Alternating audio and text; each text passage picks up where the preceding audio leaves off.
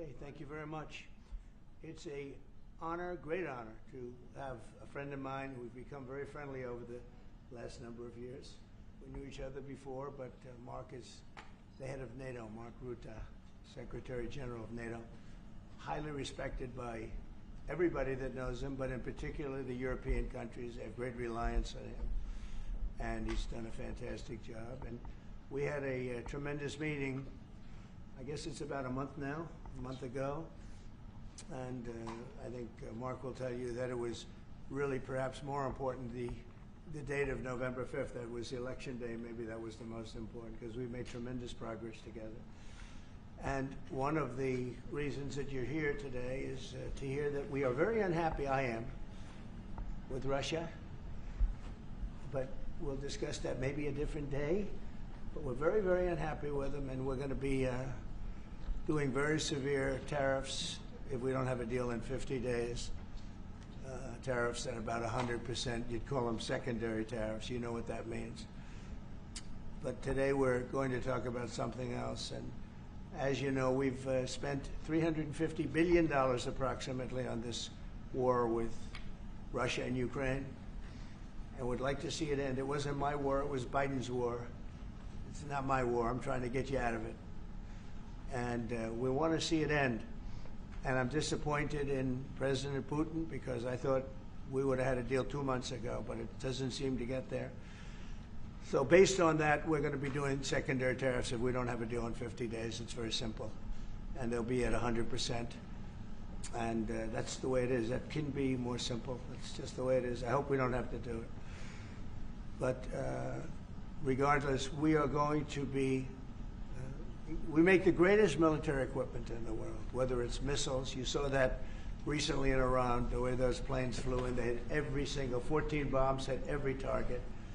Then you had the helicopters shoot a total of 30 bombs, 30 missiles, and they hit every single, Marco, is that right? Every single, Pete? Every single target. And it was, I guess, on a scale of 0 to 10, they say it was about a 15. That's how successful it was. That's how lethal it was, a word they like to use nowadays. But it was an amazing, well-organized attack that people in this country want to do for 24 years. You know, when we had the pilots in last week, they were saying, "Sir, we've been practicing this for 24 years," meaning people, not them, but other people that are a little older now. But they too, and you were the one that let us do it. But we've been practicing it 3 to 4 times a year for 22, 24 years, because they always knew they had to stop Iran from doing what they were doing, which is trying to come up with a nuclear weapon, a nuclear bomb. And we did it very successfully. And we make the best equipment, the best missiles, the best of everything. The European nations know that. And we've made a deal today, and I'm going to have Mark speak about it, but we've made a deal today where we are going to be sending them weapons, and they're going to be paying for them. The United States will not be having any payment made. We are not buying it, but we will manufacture it, and they're going to be paying for it. Our last meeting of a month ago was very successful in that they agreed to 5%, which is more than $1 trillion a year, so they have a lot of money. And these are wealthy nations. They have a lot of money, and they want to do it. They feel very strongly about it, and we feel strongly about it, too. But we're in for a lot of money, and we don't want to do anymore, and we can't. But we make the best, and we're going to be sending the best to NATO, and in some cases to maybe, at Mark's suggestion, if we go to Germany, where they're going to send early on missiles, and they'll be replaced, and NATO is going to take care of it. It's going to be coordinated by NATO, and they're going to work very much with Matt Whitaker, who's right here. He's a great ambassador, and Matt's going to be coordinating. You better do a good job, Matt. I will. But Matt's going to coordinate. He's a very talented guy. He's going to coordinate everything. So in a nutshell, we're going to make top-of-the-line weapons, and they'll be sent to NATO. NATO may choose to have certain of them sent to other countries where we can get a little additional speed, where the country will release something, and it'll be mostly in the form of a replacement. And I'd like to have Mark, and again, just a highly respected, pretty young guy, pretty young guy for having had the career that he's had, because Don't he had an amazing career before going to NATO. So we spent a lot of time together over the last couple of months.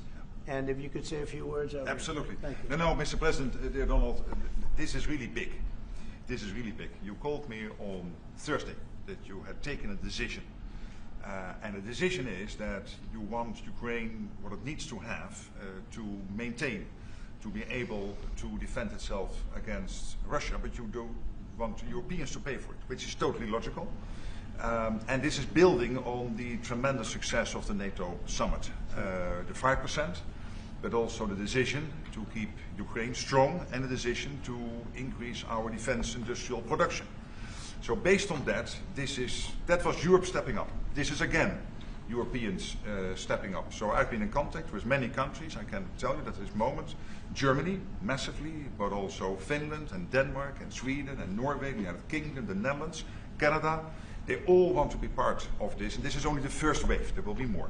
So what we will do is work through the NATO systems to make sure that we know what Ukrainians need, so that we can make packages. Of course, in a way, we discussed it this morning with Pete Hegseth at the Pentagon, in a way that, of course, the US will keep on its stockpiles necessary to defend this country. That's absolutely clear. But it will mean that Ukraine can get its hands on really massive numbers of military equipment, both for air defense, but also missiles, ammunition, etc., etc. So if I was Vladimir Putin today and hear you speaking about what you are planning to do in 50 days, and this announcement, I would reconsider whether I should not take negotiations about Ukraine more seriously than I was doing at the moment, if I was Vladimir Putin. But when I'm Ukraine, I think this is really great news for them. So I really want to thank you for that, and it means the Europeans paying for it. And again, I mentioned all these countries, we will deal with that. And exactly as you said, it might also mean that countries will move equipment fast into Ukraine, and then the US later backfilling it, because speed is of the essence here. So really, thank you. This is important. You did a great job. It's a really great job.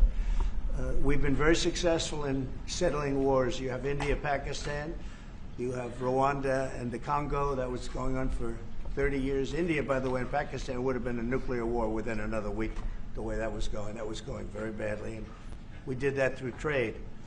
I said, we're not going to talk to you about trade unless you get this thing settled. And they did. And they were both great leaders. And they were great. But Rwanda and the Congo, that was going on for 30 years. And at least 7 million people killed, and killed with a lot of pretty rough weapons like machetes. Heads chopped off, going on for many years. You couldn't even get near the countries. Nobody wanted to get near. It's so frightening. And we got that one solved. Serbia, Kosovo, got that solved. That was going to be one that was going to happen. And again, that was something I used. I use trade for a lot of things, but it's great for settling wars. That was really very important. We're working, Marco's working very hard with everybody here on the Strip, the Gaza Strip. I call it the Gaza Strip, one of the worst real estate deals ever made. They gave up the oceanfront property, one of the worst deals ever made. But it was supposed to bring peace, and it didn't bring peace. It brought the opposite. But we're doing pretty well on Gaza. Steve Witkoff is here, and I think we could have something fairly soon to talk about. And we solved other one. One that we just seem to have, Armenia and Azerbaijan. It looks like that's going to come to a conclusion, successful conclusion. We worked on Egypt with a next-door neighbor who is a good neighbor. They're friends of mine, but they happened to build a dam which closed up water going into a thing called the Nile. I think if I'm Egypt, I want to have water in the Nile, and we're working on that one. It's a problem, but it's going to get solved. They built one of the biggest dams in the world, a little bit outside of Egypt. You know about that. You've been hearing about that one. And that turned out to be a big problem. I don't know. I think the United States funded the dam. I don't know why they didn't solve the problem before they built the dam. But it's nice when the Nile River has water. It's a very important source of income and life. It's the life of Egypt. And to take that away is pretty incredible. But we think we're going to have that solved very quickly. So we do good. The only one we haven't been able to get to yet is Russia. And I'm not happy. And I will tell you that Ukraine wants to do something. Again, it's a war that should have never started. If I were president, it never would have happened. I used to speak to President Putin about it a lot. It was the apple of his eye. But once I saw what was going on, I said, you know, they're gonna have a war here. I was outside. The election was rigged. And I was outside looking in. And I said, you know, that thing's going to be a war. Couldn't believe it. Because what Biden said was the exact opposite of what should have been said. And it started, and it's a real mess. We're losing, I guess they're losing 5,000 or 6,000 people a day. It's actually now more. I was saying 5,000 a day. It's actually more now. Mostly soldiers, but a lot of people in cities and towns that are getting blown up too. It's a horrible war, and it should be stopped. And so if it's not done, if we don't have an agreement in 50 days, that's what we're doing. Secondary tariffs, and they're biting. And I hope we don't get to the point where we do, but I've been hearing so much talk. It's all talk. It's all talk, and then missiles go into Kiev and kill 60 people. It's got to stop. It's got to stop. But the purpose of this is to say that this is a very big deal we've made. This is billions of dollars worth of military equipment is going to be purchased from the United States, going to NATO, et cetera. And that's going to be quickly distributed to the battlefield. Ukraine will take it up. And, you know, say what you want about Ukraine. When the war started, they had no chance. And they still would have had no chance if the equipment, they had the best equipment. Because we do make the best planes and missiles, and we make the best military equipment in the world by far. And we have new things coming out that are beyond belief. And I'm very excited about the Golden Dome. It's going to give us very strong protection. We've already started that. But they had courage, because somebody has to use that equipment. And they fought with tremendous courage, and they continue to fight with tremendous courage. But they don't have, they're losing on equipment, and Russia's really taken a very positive, very strong, I mean, what they've done the last couple of weeks. Without military reasons. So what they are doing is 700 drones a day, missiles, bombing cities. This is not because of military goals. It is just creating panic, keeping people out of their sleeps, hitting towns. Yeah. It's really terrible, and it is meaning a lot of people lose their lives, but also the infrastructure, whole cities being destroyed. They're wiping out the electric. It's going to take years to rebuild it. That's going to be the next problem. Because, but that's going to take a long time. Cities, many of the cities are knocked down to the ground. Many of the people have left, but many have stayed. I don't know. They actually stay. And most have stayed. Actually, it's incredible that they stay, and knowing that a missile could be hitting your apartment house, and your apartment house that you're sitting in could collapse on top of you. And they do very heavy construction. They don't use rebar. They do very thick concrete construction. Those are heavy buildings, big buildings. And heavy buildings, and they collapse like they're made out of paper. It's unbelievable to see this happening with people, so many people being killed. So we think we're going to make progress, and we hope we're going to make progress. In the meantime, we're going to get you good service on what you need. And we really became friendly with NATO this last meeting. You know, we went from 2% to 5%, which everyone said was not even a possibility. They weren't paying 2%. Many of them were paying much less than 2%. But even those, since you became president, all committed to the 2% before the summit. And now collectively we committed to the 5%. That's right. They did. They've been very good. And I think I made a lot of friends over there. We had a couple of days of very intensive talks. And they're great people. They're leaders of countries. Leaders of countries. Many of them great countries. Some of them smaller countries. But for the most part, I'd say very solid, strong countries. And very successful. Some of them are among the most successful countries in the world. So that's the story. We hope that's going to have an impact on Vladimir Putin, and we hope it's going to have an impact on Ukraine also. We want to make sure that Ukraine does what they have to do. All of a sudden they may feel emboldened, and maybe they don't want. You know, this is a very difficult situation. Ukraine wants a peace deal. I think so. And they will stay committed to that, there's no doubt. They want this. Yeah. But the Russians have to become They have serious. to continue to want it, though. Yeah, I agree. But You know, you and I because will all of make a sure of sudden- that. All of a sudden they get all But these you and I will weapons. make sure of that. We'll make sure. I feel confident that they will do what has to be done. Plus, we have certain parameters that both sides know, and we already know what should be done. So I think that's going to be it's going to be very strong. We want everlasting peace. Any questions, please? Yes. Thank you, Mr. President. What was the tipping point for you in making this decision? Was it a conversation with President Putin? Was it a piece of intelligence? And why are you giving 50 more days? I think I think it's a very short period of time. I think, don't forget, I've just really been involved in this for not very long, and it wasn't initial focus. This is a Biden war. This is a Democrat war, not a Republican or Trump war. This is a war that would have never happened. It shouldn't have happened. A lot of people being killed.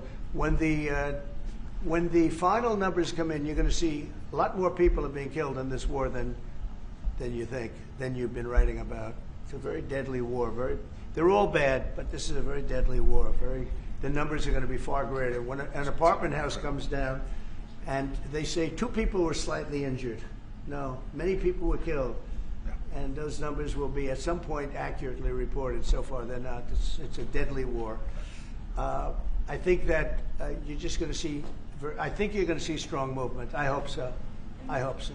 You know, the secondary tariffs are very, very powerful.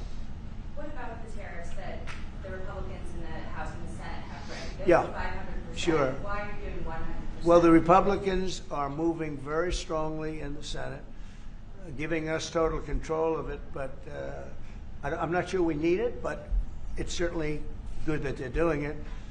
And Lindsey Graham's working hard. The whole John Thune, all of them, they're all working hard, and they're in coordination with Mike Johnson, Speaker in the House. And I think they've actually crafted a pretty good piece of legislation. It's probably going to pass very easily, and that includes Democrats. And there's some little tweaks, but I don't want to say I don't need it because I don't want them to waste their time. It could be very useful. We'll have to see.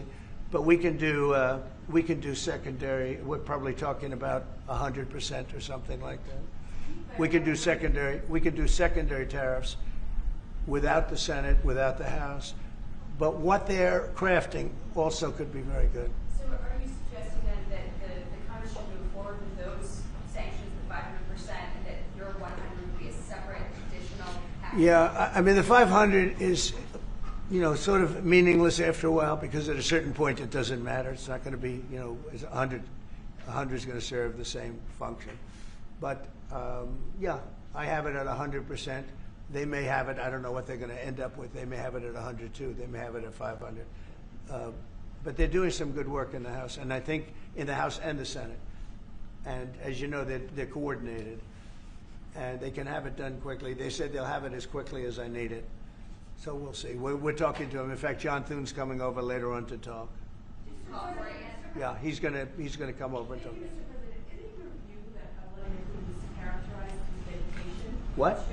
Isn't your view that Vladimir Putin misguided, Did he misguide us? Did not clarify his intention Yeah. to a peace deal? Well, And what happens now in the next phase? you're going to see. I mean, we're going to go for a period of time. Maybe he'll start negotiating. And I think I felt, I don't know about you, Mark, but I felt that we had a deal about 4 times.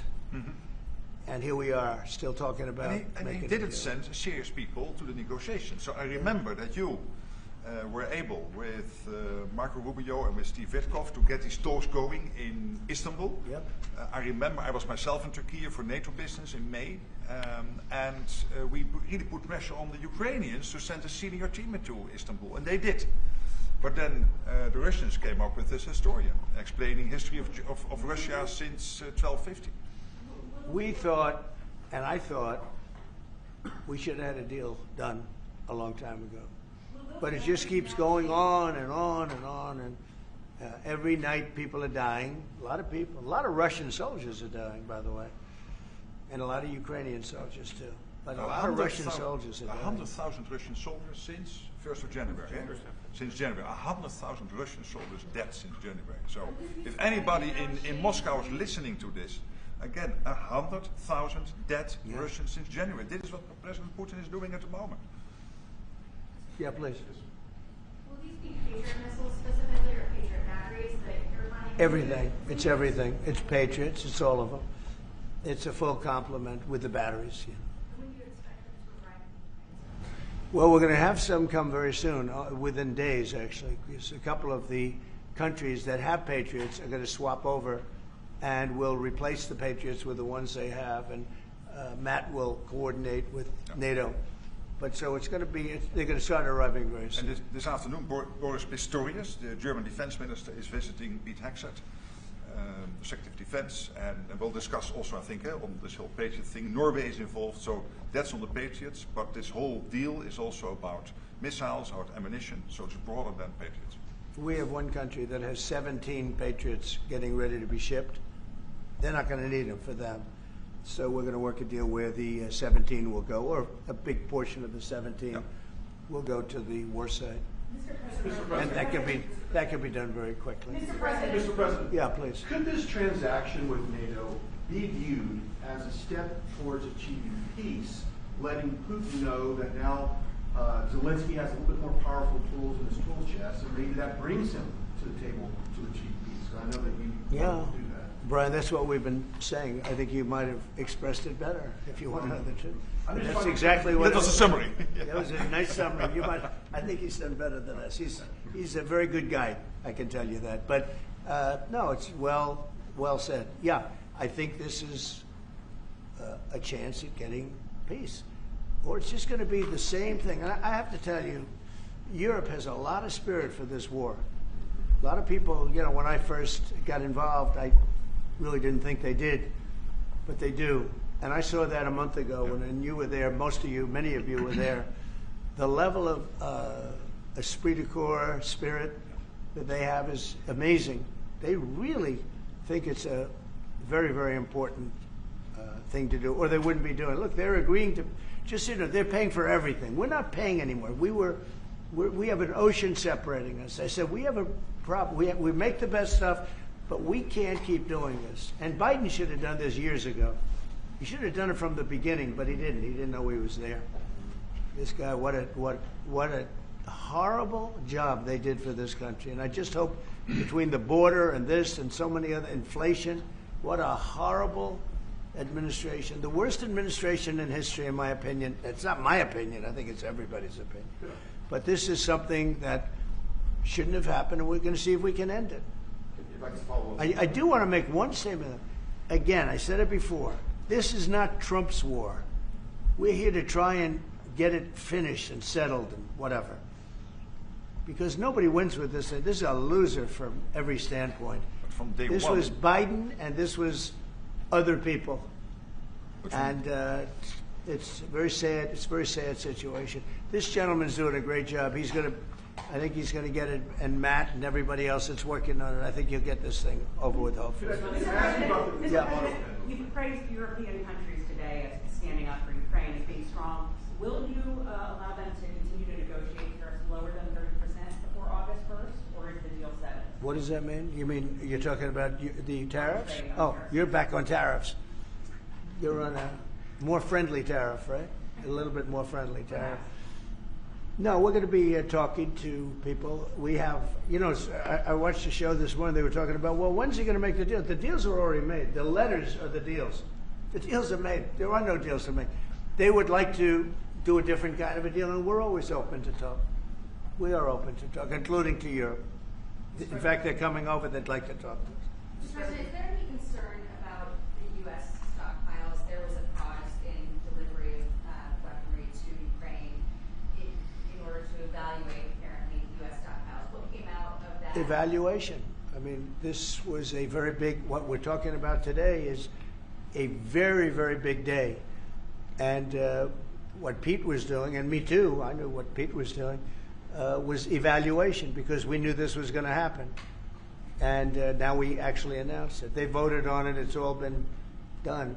So obviously that has a big impact on, when you say pause, obviously you're not going to be doing things if you don't know what's going to happen here.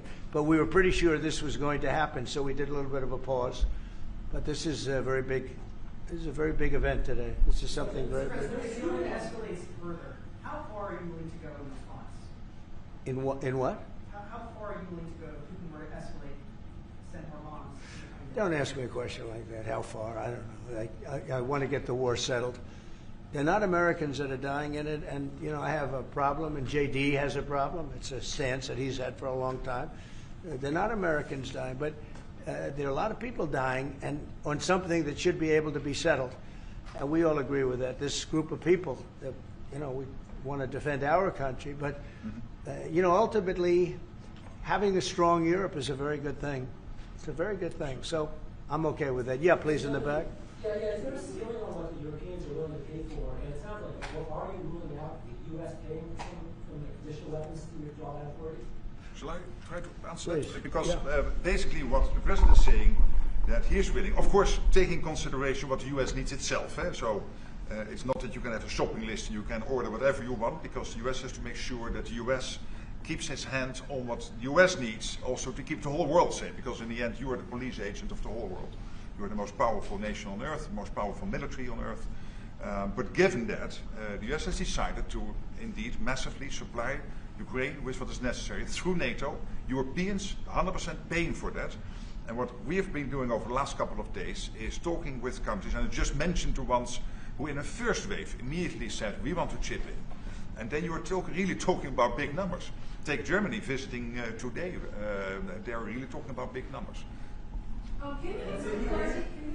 I will say that I spoke with Germany, spoke with most of the larger countries, and they are really enthusiastic about this. They want to, and they're willing to go very far. I will tell you, as per your question, how far would I go? They want to go very far. They don't want this to happen. That's why I think from Putin's standpoint, it would really be good. He gets the country, his economy is doing very poorly, and he's got to get his economy back. He's got to save his economy. He could save his country in a sense, but the economy can be destroyed. He's destroyed a lot of countries over the years. He wants to get that economy back. And, he's got a great country for trading and other things. If they could use the assets instead of war, he's got some tremendous potential. That's what I would say. How did you deliver this news to Putin, sir? Say? How did you tell Putin this was coming? I speak to him a lot about getting this thing done. And I always hang up and say, well, that was a nice phone call. And then missiles are launched into Kiev or some other city. And I said, it's strange. And after that happens 3 or 4 times, you say, the talk doesn't mean anything. My conversations with him are always very pleasant. I say, isn't that a very lovely conversation? And then the missiles go off that night. I go home, I tell the First Lady, I spoke to Vladimir today. We had a wonderful conversation. She said, oh, really? Another city was just hit. So it's like, look, he's, I don't want to say he's an assassin, but he's a tough guy. It's been proven over the years. He's fooled a lot of people. He fooled Bush. He fooled a lot of people. He fooled Clinton, Bush, Obama, Biden. He didn't fool me. But what I do say is that at a certain point, ultimately talk doesn't talk. It's got to be action. It's got to be results. And I hope he does it. It's potentially such a great country to be wasting so many people on this and the money. And look at what's happened to his economy. Look at what's happened. So, And with the threat in 50 days, Yeah, the economy will be hit it's, very hard. I mean, look, I hope he's going to do it. He knows the deal. He knows what a fair deal is. If there is such a thing as a fair deal, there's no winners here. This is a loser. This is a loser. And I dealt with him from the beginning. It wouldn't have happened, but I will say Ukraine was the apple of his eye. We talk about it. It was the apple of his eye, but it wasn't going to happen. And he understood that. It wasn't going to happen. And then I noticed, after I was out, I noticed soldiers forming at the border. Yeah. And then I heard horrible, stupid things being said from the other side. And I said, they're really handling it very, very wrong. It's a shame. Yeah. Can I say Yeah, please. one thing, and that is about President Trump, because you came in office in January. On the 12th of February, you had your first phone call with Putin. I think you did exactly what I hoped you would do. That is breaking the deadlock, starting the conversation, because you have to test him. I know Putin very well from the days when I was Prime Minister in the Netherlands. You have to test him. And you did this, and you really gave him a chance to be serious, to get to the table, to start negotiations. Steve Witkoff, Marco Rubio, we all tried to help you. But you've now come to a point where you say, well, hey. We actually thought we had have to get probably serious. 4 times a deal. Yeah. I mean, you were Exactly. called and you said, Yeah. this looks good. Yeah. And then the deal wouldn't happen because bombs would be thrown out that night and you'd say, we're not making any deals. It was like, But it's you very- breaking the deadlock was crucial because you had to start that process. And you were the only one who was able to do that. I think we'll get it done. Do you think he's reasonable enough to negotiate? Yeah, I think we're going to get it done. I think, look, this is a very powerful situation. You have very wealthy countries buying the best equipment in the world. And we have the best equipment in the world. We make equipment like no other. You know, our submarines, nuclear submarines, are so powerful. They're the most powerful weapon ever built. And we have the best in the world by, they're 20 years behind, 25 years behind us. We have the greatest equipment anywhere in the world. I just hope we don't have to use it. Yeah, please. Thank you, Mr. President. On a separate topic here, President Biden, of all people, spoke to the New York Times over the weekend. He did not speak to them on the record during his time in office at all. He spoke to them recently. And he defended his use of the Autopen and said that he signed off on every decision. But at the same time, the Times reports that he did not individually approve each name for the categorical pardons that applied to large numbers of people. What are your take on that? Any new revelations from Well, I mean, you're talking about the Autopen. Look, the Autopen, I think, is maybe one of the biggest scandals that we've had in 50 to 100 years. This is a tremendous scandal. And I know the people on the other side of the, see that desk, that Resolute desk? Unfortunately, he used it before me. But, you know, we have our choice of 7 desks. They're all beautiful. But I chose the Resolute, and so did he, unfortunately. But the people on the other side of the Resolute desk, I know them. Lisa, the whole group, and they're no good. They're sick people. And I guarantee he knew nothing about what he was signing. I guarantee it. So they're going to figure it out, and we'll see what happens. But to me, the Autopen, you know, you elected president. You know what the Autopen is supposed to do? Sign thousands of letters from young people that write. We get thousands of letters a week, Susie, right? Thousands. I mean, tens of thousands sometimes. I look at a room, there's a room where we have many, many people working, responding and sending letters back. That's what an Autopen's supposed to be. To write to a young 7-year-old boy that writes to the president and he wants to be president someday and he loves America. That's what the Autopen's supposed to be.